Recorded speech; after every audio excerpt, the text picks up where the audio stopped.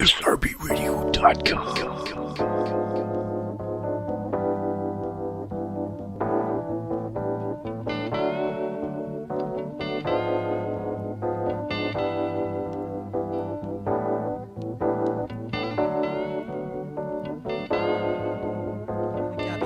On SRB Radio in association with Griffiths Clothing. Joining me today is a true living legend from one of the greatest groups ever that we have had on this wonderful planet, producing wonderful records. It is Jerry Cummings from Harold, Melvin and the Blue Notes. Hello, mate. Good morning, Gabby. It's so good to be able to connect with you. I want to thank you and your great radio show for having me here to talk with you. I watched you. I saw the video when you were dancing on "Oh What a Woman," and that was the first time that I saw you. But I'm very happy to be here, very happy to be alive and be able to do your show. It's an absolute honour and a privilege, Jerry, to have somebody like you, because I say we're all people, we're all normal people. Some of us are very talented, like you guys, and the nice thing is that you have still got your feet on the ground.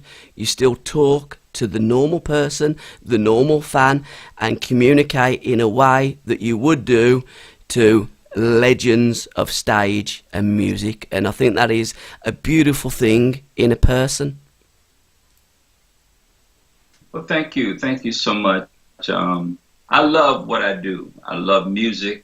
I've been loving music all my life, from the time, and I think you're going to mention Augusta, Georgia. A lot of people don't know that history, but my grandmother worked in a cafe, and she used to take me to this cafe that had a big jukebox and put me in. And the thing is that Teddy Pendergrass has the same story.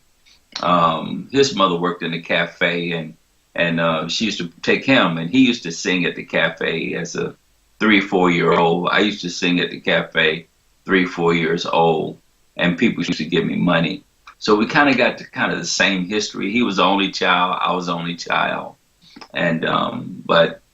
Yeah, I've been doing this a long time. I've been loving music all my life. Now, those early days, there was a wonderful story I heard, because you'd done a tremendous show with the 10-Star General. I loved it. And again, another beautiful guy that we all link up with as presenters, as DJs, as music people. And I'd love you to recall the story about your grandma being the midwife of James Brown. That's one hell of a story. James Brown actually grew up in Gilbert Manor, which was like an apartment complex in Augusta, Georgia. And my grandmother was the great aunt of James Brown and was the one who actually delivered him at birth. James almost died, and my grandmother brought him back to life. And I learned about that. You know, she used to talk about it when I was very young, but I've forgotten all about it until I saw the Get On Up movie. Not last year, I think I saw it last year, and they mentioned his great aunt. And I looked at my wife and I said, that was my grandmother. And I nearly went to tears because I'm seeing it on screen some 60 years later. And so, yeah, my grandmother, I call her Grandmother Florence. She was the great aunt of James Brown. So I guess that, and James Brown was kind of like my idol growing up, and not knowing the close relations that we had family-wise.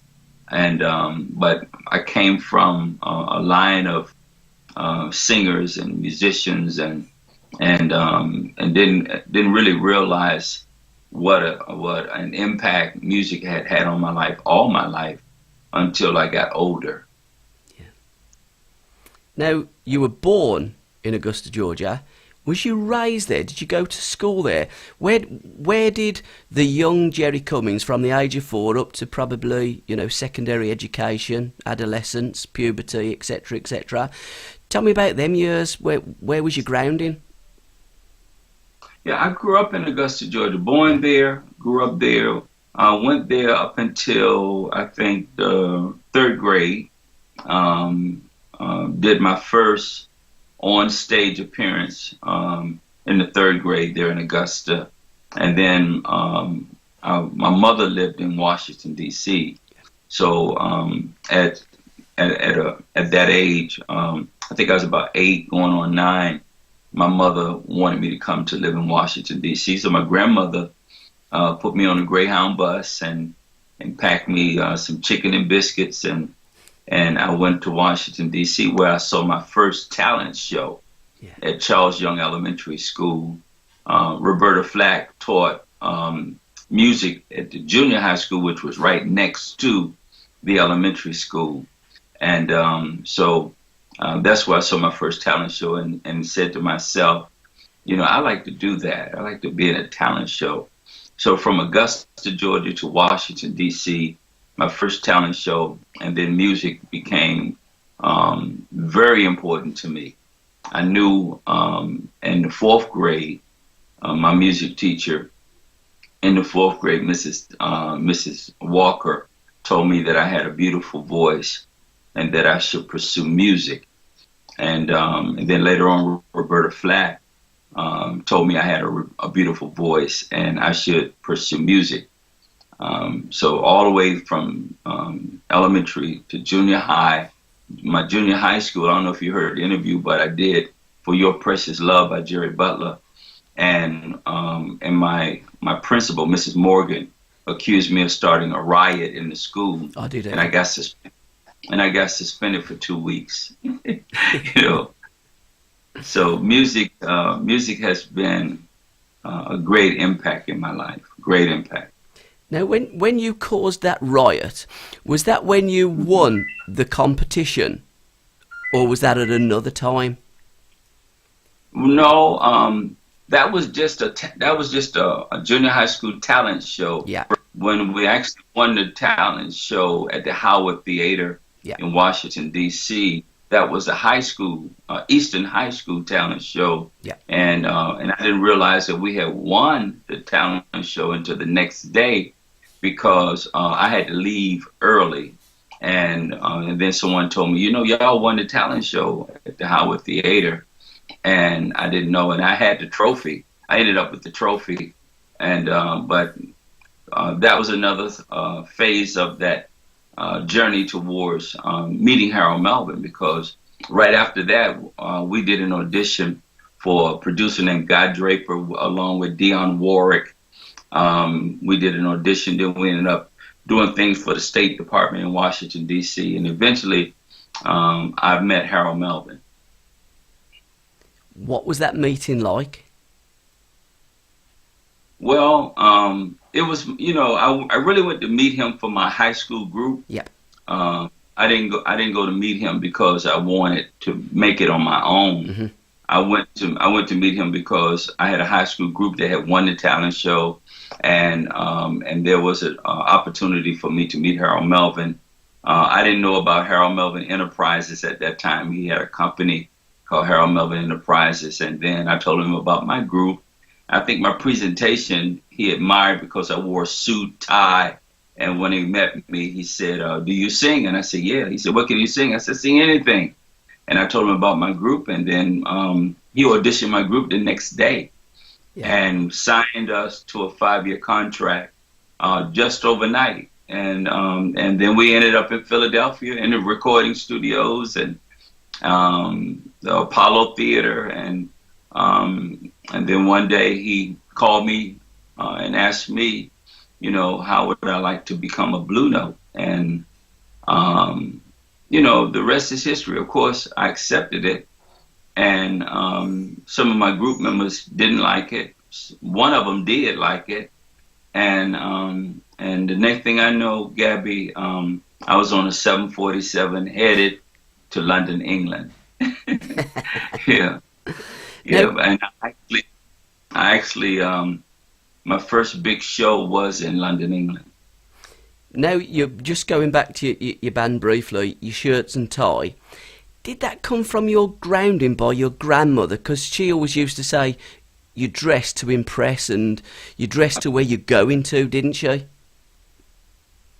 Yeah, because I was raised like that. Yeah. My grandmother used to dress. I was the only child. My grandmother used to dress me very well. She worked for the Millers, who owned Miller Highlight, and there were a lot of passed down clothes from those children to me. And most of the clothes that were passed down to me were very nice clothes, suits and shirts and ties and so she dressed me well growing up. So when I got older and I was able to buy myself clothes, I bought nice things. And the night I met Harold Melvin, I know that I know now that he was impressed by the way that I was dressed. And I think that has a lot to do with, that had a lot to do with him even wanting to stop and talk with me about my group. That eventually, and he nicknamed me the Classic Blue Note. That's why I get the name Jerry Cummings, the Classic Blue Note, because he said I had class, And but again, I credit my grandmother because she had a lot of class. She dressed well. She dressed me well. And so it all started in childhood, and it brought me to face with Harold Melvin, and then it brought me to England and into the recording studios, and so I'm thankful. I look back, and I guess I need to write a book about it, and maybe one day, maybe next year, I may write a book called Jerry Cummings, the Classic Blue Note, because I think I have a story to tell. I think you've got many stories to tell, and you're going to tell some of them on this broadcast. You were also known as the Ghost because although you joined Harold Melvin and the Blue Notes in 1974, you was doing recordings before that time, wasn't you, Jerry? Oh yeah, I was doing a lot of recording in the studios. Most of the group were not recording artists. A lot of them were showmen, like dancers. They could dance very well. They could step, but they weren't great singers, Yeah. So I did a lot of background vocals between me, Harold, and Teddy. That's basically who you're hearing. And but these things, a lot of people, they don't know because a lot of artists, a lot of groups did not do studio work. They did live performances. But I was able to do studio work, just like in the time of Motown. The Temptations would do background, Otis would do background, Paul would do background for other groups. And but when you saw the group, you didn't know that it was Otis and maybe Melvin Franklin or someone else. I think there's a song Stevie Wonder did, and he says Jackson 5 sing, and the Jackson 5 was doing the background. Groups like there's so many groups I could tell you about that that you saw on stage, but you didn't know that they were not the ones in the studios. Yeah. And so we're called ghosts because you don't see us. You hear us, but you don't see us. And so we had a lot of ghosts in show business. We still do. Yeah. There's still a lot of ghosts in show business now. But that's something we never talked about because we didn't want to take away any credit from anyone that's on stage. So how did the first tour of England and go into the capital, London, how did it go down with you? What was that like? Well, it was very exciting because they did a write-up when we were there in a magazine called Blues and Soul magazine, and they gave me a great write-up. It was like, they said Jerry Cummings appeared with the group for the first time and it was like he had been there all along. That you wouldn't know that he was just coming out. And then we did Top of the Pops live TV show. We did live radio shows with orchestra. I never forget that. We did several theaters that had like double-decker theaters, Yeah. big theaters. And one night we had to get in an armored truck to get back to the hotel because people were very rowdy. So I love England. I still do. My wife and I were in Bristol 2 years ago, and I really got a chance to see England for the first time. But I love it, and I love performing there. My dream, of course, is the Royal Albert Hall, and we're working towards that dream. It's My Pleasure, which you have been playing, was a song that I recorded in 1977. I had not heard it myself until last year. Again, it'd been like 37 years since I heard It's My Pleasure. And so when I got a hold of it, I went and did a remix on it, and we put it out April the 10th. So my life has been a wonderful journey. And I'm doing again what I love, and I'm planning again like I used to. But the ultimate dream is the Royal Albert Hall in London, England. And I've been told that that's very possible. I would love to see you over in England again at the Royal Albert Hall. I'd love to see you in Birmingham, in Manchester, and have a tour of the UK. We're going to be talking about who you probably will be having in, alongside you, Tony Sullivan, shortly. And that wonderful track that you wrote, Oh What a Woman. We're going to talk about that in a short while, but what I do want to dwell on at the moment is Gamble and Huff and the Philadelphia International, the sound of Philadelphia. And Gamble and Huff wrote something like 3,500 songs, and McFadden and Whitehead wrote so many wonderful songs for you and the OJs and all the other wonderful artists that he had in his stable. So let's talk a little bit about Gamble and Huff. Yeah, their sound attracted me when I was about 12 years old. And maybe I may have been younger because Jerry Butler, they wrote Only the Strong Survive with Jerry Butler, Western Union Man. I was very impressed with that album. The Iceman Cometh was the name of it. I can see it now.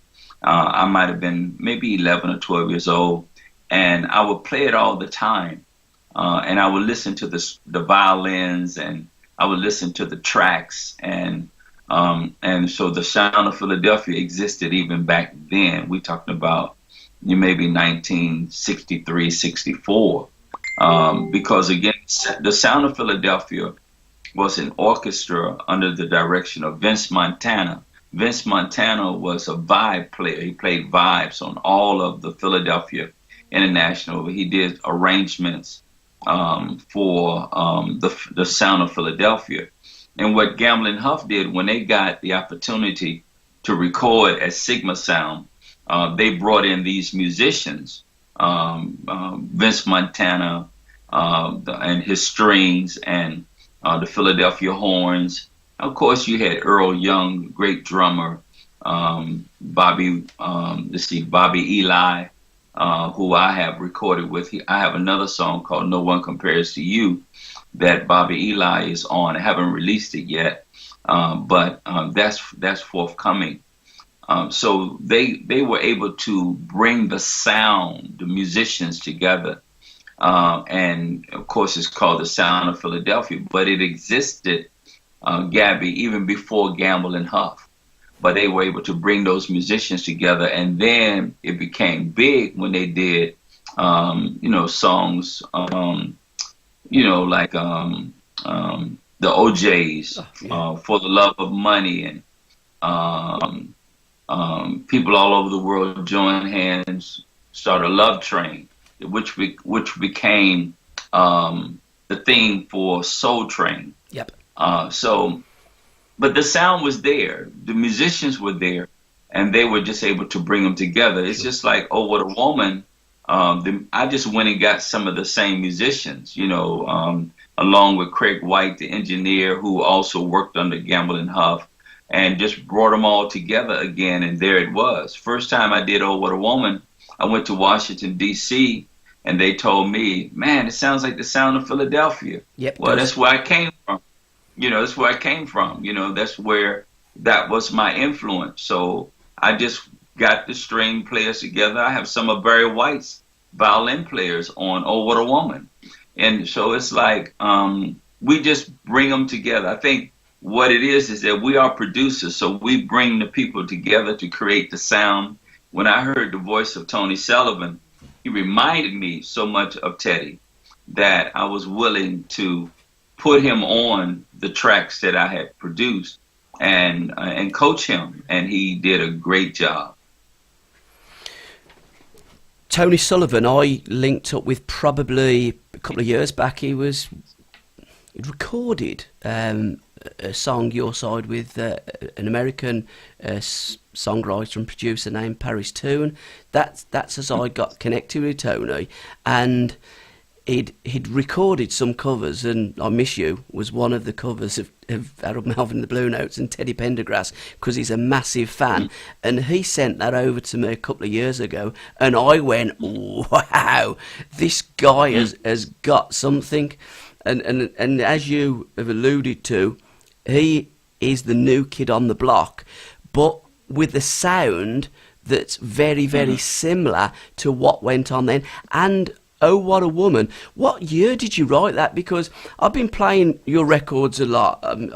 Wake Up Everybody is one of my favourite tracks, as is The Lover Lost and Bad Luck. And you can see Oh, What a Woman in very nicely with those. It's the same kind of sound, and it's a beautiful sound. Yeah, I wrote, Oh, What a Woman. I originally wrote Oh, What a Woman in 1982. Yeah. Originally, I wrote it in 1982, and it has grown. You write a song, and the song begins to grow on you. You hear different things, and so I wrote it, and then I recorded it in 2012 by myself. Once I was able to add the violins, and actually the violins part were written around 1983. But I kept the sheet music. Of course, I have all my sheet music. And so I was able to, in 2012, I went back into the studio and redid the violins and added some young musicians, and it had a sound to it, so I put the lead on it, and it sounded good. I went to Washington, D.C. and played it before a couple thousand people, and they were saying, man, that's the sound of Philadelphia all over again. And then Tony sent me I was on Facebook, and Tony inboxed me a cover of I Miss You, the same one that you're talking about. And he said, Mr. Cummings, he said, if this is really you, would you listen to this and tell me what you think? And I listened to it, and I heard certain parts of it that reminded me so much of Teddy Pendergrass. And a couple of days later, I got back with him, and I told him that I was very interested in working with him. And I sent him the instrumental. I didn't send him the track with me singing it, because I didn't want him to hear me singing it. I wanted him to hear just the music. And then I talked to him over the phone and gave him an idea of how it is supposed to be sang. About a week later, he sent me a track singing along with the song, and I knew then that he was ready to record it. I sent him down to New Orleans to a studio, uploaded the tracks down there, and we did a FaceTime conversation about the song, and kind of walked him through piece by piece, and that's what you're hearing. He did a great job. Afterwards, of course, we went back to Philadelphia and did the mix there. background vocals to it, and added Pablo Batista on congos and Craig White in the studio. I mean, everybody plays a part in this. Pete Humphreys, Masterworks, did the mastering, and it just took off. You know, once we put it out there, it just took off. When I saw you dancing to it in the studio, I said, "Oh, we got a hit. We got a hit." But we've always danced to Harold Melvin and the Blue Notes, and it was Harold that put all that choreography together, wasn't it? He was very much the leader of the pack, and Teddy in the early days, Teddy was a drummer, wasn't he, originally? Yeah, Teddy was one of the greatest drummers in Philadelphia. Teddy was he was just as good on drums as he was on lead singing. Teddy was a phenomenal drummer. And a lot of people don't know that, but Teddy was, he was as good as Earl Young, who plays on all of the Sound of Philadelphia music. Teddy was a wonderful drummer. Down. Yeah, I was saying that, when you've been in music a long time, you hear different people and you remember what they sounded like. And so Teddy was a great drummer. So when I heard Chris Brooks in Detroit, he reminded me of Teddy, and I just told him, I said, you remind me of a great drummer named Teddy Pendergrass, and I said, I'd love for you to give me the Sound of Philadelphia on Oh What a Woman. And he did, and Oh What a Woman is kind of reminiscent of Bad Luck. Yeah. And Tony did a great job. We put Tony on 2 tracks, and we mixed those tracks. We got to Philadelphia and put 3 wonderful singers on background. And as I said, Pablo Batista on congos. And we just kind of recreated it. And everybody loves it. Oh What a Woman is a pretty big hit. It certainly is. Out of all your hits, because, the Blue Note started in 1954. So, 20 years on, Jerry Cummings joined the band. That was then, I'd say probably for the next, 2, 3, or certainly 1 or 2 albums, that would be your Halcyon Days, your Purple Patch. Any favourite tracks, any standout moments, the Soul Train that you did? Talk me through them days. Soul Train was always a dream. I think it's everybody's dream during that time when we would watch it on Saturday mornings and one day say, I would love to be on Soul Train. It was part of my the vision that I had that I would love to be on Soul Train. Back then we had another show called The Midnight Special. We had the Dinah Shore Show. We had a lot of TV shows that I used to watch, and I used to say I would love to be on those shows one day. And it happened. I ended up being on Soul Train and the Mike Douglas Show, which I posted this morning on Facebook on Jerry Cummings Blue Notes, and so it is a dream come true. I never dreamed of coming to London, England to perform. I never dreamed of having gold and platinum albums. Those things just happen, and I appreciate everything that has happened. But being on Soul Train was like, I hung out with Don Cornelius, and you'll see a segment where Richard Pryor was the MC of one of the shows that we did out there, and so I got to hang out with Richard Pryor, Don Cornelius, Dick Griffey, who had a group called Shalimar. And to see that they were just fun people, ordinary people. They would drag race down Hollywood Boulevard in Rolls Royces and Mercedes Benz, and I thought that was really, really crazy. And the police wouldn't lock them up because of who they were. And I got to hang out with them. Got to hang out with Lamont Macklemore, visiting his home. Lamont Macklemore was one of the singers for the Fifth Dimensions, and got to spend the night and hang out.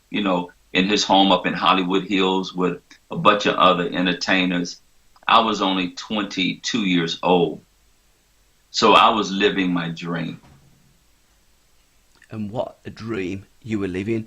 Is there a favourite song from those days that you loved singing more than any other song, Jerry? There were so many songs. Yeah. You know, I sang songs that the Blue Notes recorded before anyone really knew the Blue Notes. If You Love Me was a beautiful song that Harold taught me, that the original Blue Notes did in the 50s. If You Love Me. But then I love Yesterday I Had the Blues. I love, I loved all of them. I love, of course, I really love Bad Luck because I was in the piano room with McFadden and Whitehead after they wrote it and was teaching it to Teddy. And so I was in the room doing the background and listening to the song and saying this is going to be a big hit. And it ended up being a part 1, part 2 song. Bad Luck kind of like took off. It was I credit it, and I hope that we can be together soon with Sharon Page. But Bad Luck kind of took us to our first gold album in the group's history. And I never dreamed of that. I met Clive Davis during that time. He was the president of CBS at the time. So it was. It happened so fast, Gabby, you know, and then we played venues that the group never played prior to my coming into the group. We played stadiums. We played 100,000 in attendance, 90,000 in attendance. Carnegie Hall, where I sang a song called My Hero. It's the theme from the opera The Chocolate Soldiers. It's a kind of an opera song, and I did that at Carnegie Hall in New York as a solo. It just happened so fast, and there were I can't get over that it's been 44 years or 45 years ago. It seemed like it was just yesterday. Tell me about it. Life is short. Harold Melvin wasn't the singer, but to all of us that were at school listening to you, we thought that Teddy was Harold. How did that go down with Teddy? And is that why they had Harold Melvin and the Blue Notes featuring Theodore Pendergrass and then Teddy Pendergrass, and then ultimately Teddy left and it was back to Harold Melvin and the Blue Notes? Yeah. You know, the Blue Notes, like I said, existed in 1954. And Harold, I think Harold may have come along around the late 50s or 1960. He became a member of the group. When he signed with Gamble & Huff, he couldn't use the name Blue Notes by itself because it was trademarked to another person. And so he came up with Harold Melvin and the Blue Notes.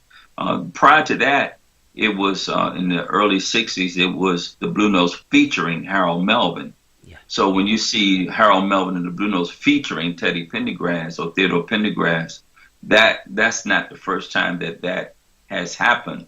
I have a picture of the Blue Notes featuring Harold Melvin. So there was confusion. Everybody thought that Teddy Pendergrass was Harold Melvin. And it got to a point where it irritated Teddy, you know, because they would walk up to him and say, "Hey, Harold," you know, and he would say, "I'm not Harold, you know, my name is Theodore Pendergrass." Because that's what we called him. Of course, we called him Teddy, but on the album, he was known as Theodore Pendergrass. But they would call him Harold Melvin, and to the point that it kind of upset Teddy that they were calling him Harold. And so I just said that, you know, we need to feature him. We need to say Harold Melvin and the Blue Notes featuring Teddy Pendergrass, and it happened. You know, it became the To Be True album. was Harold Melvin and the Blue Notes featuring Theodore Pendergrass, and it ended up being the group's first gold album ever. And I just happened to appear on that album and come out of the woodwork and was now put on the album cover. So it was a great album. Teddy, again, was my friend and one of the greatest lead vocalists I had ever heard. And we were about to do a song together. You know, they were working on me doing a song with Teddy, and in 1975, and then that's when he went on his own because of some financial crisis that he was having with him and Harold. Yeah. And then he told me in Los Angeles, in the dressing room, he said, "Jerry," he said, "I'm leaving the group and going on my own." And he told me that because he knew I wasn't going to go back and tell anybody. I was his friend.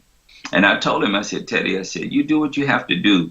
Because I didn't like them, the arguments and almost fights that almost happened between him and Harold over finances. And so I told him, I said, "You do what you have to do."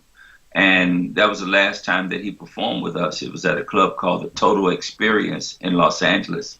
And 1976, you know, we were somewhere performing and Teddy was performing, and we ran into each other, and there was no animosity at the time. And then 1977, I started visiting him at some of his concerts backstage. And I knew that he was going to do very well. I knew that he was going to be, because he did, you know, if we didn't have a voice like Teddy, we wouldn't have had a gold record. We wouldn't have had platinum albums. Mm. You know, Teddy was really the sound, and we were basically background singers.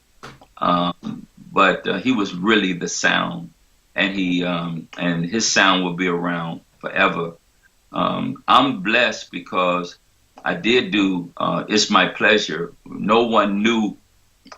People knew I could sing, those that heard me at Carnegie Hall, those who heard me live, but they never really heard me like they're hearing me on It's My Pleasure. Yeah.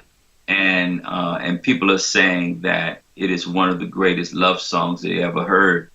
And I'm glad that I was able to get that done. And now, 40 years later, you know, it's out and people are saying, "Jerry, I didn't know you could sing like that." Well, that's how I ended up with Harold Melvin, because he knew I could sing like that, and he wanted another lead singer. But just so happened Teddy left right at the time that we were going back in the studio, and we were going to do it was going to be like, you know, you remember the Dells, Stay in My Corner.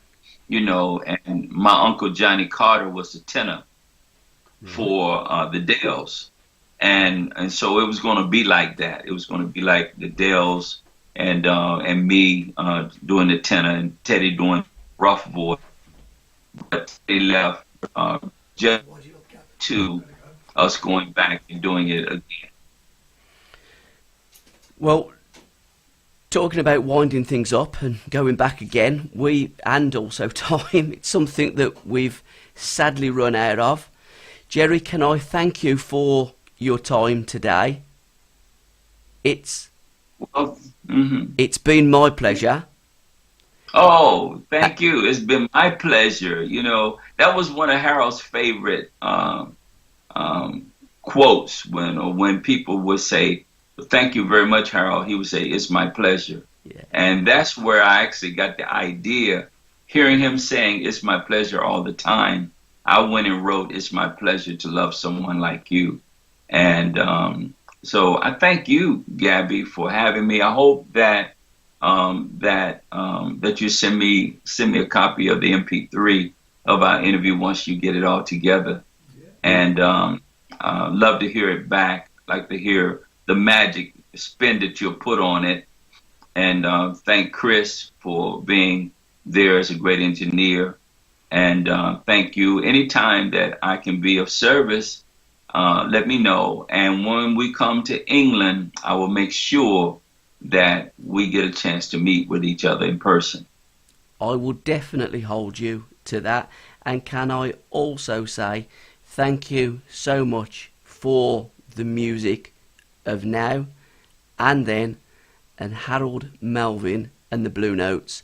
Your music, when we're all long gone, your music will still be played on this wonderful planet. Thank you, Jerry. Yeah, thank you very much, Gabby. Oh, and also your website, all the W's, tsopmusic.com for all the latest with your projects going forward. Yes, tsopmusic.net, jerrycummings.net, and the music is there, the stories are there. Cheers, Jerry. Thank you. Thank you. Bye. All right, Gabby. Cheers. Big love, Jerry. Thank you. Cheers. Bye-bye.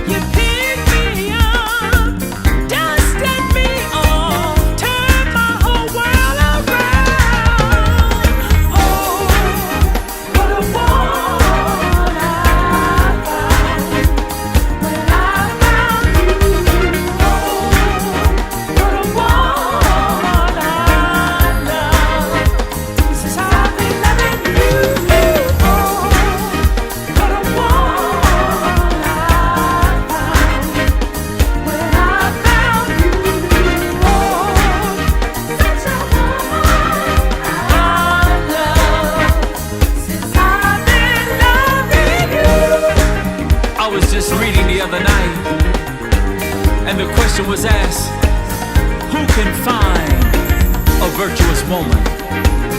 For her price is more valuable than rubies, more valuable than gold.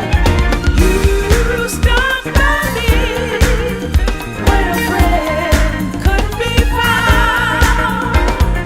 You stuck by me